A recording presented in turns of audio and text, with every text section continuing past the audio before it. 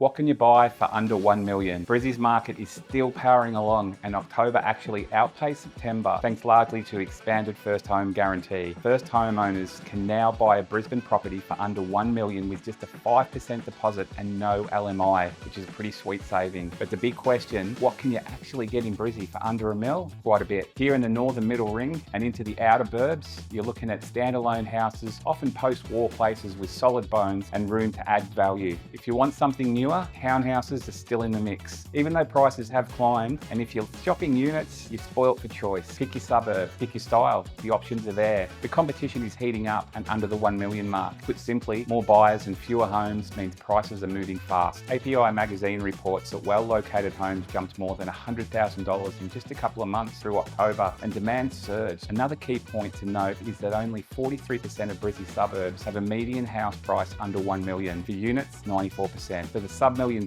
buyers are flooding into the market, and that's turbocharging demand. If you're looking to buy, get your finance tight and your plan sorted. Things are moving fast. If you're ready to make your move, check out our current listings. And if you're thinking of selling, come have a chat to us about what your home could be worth.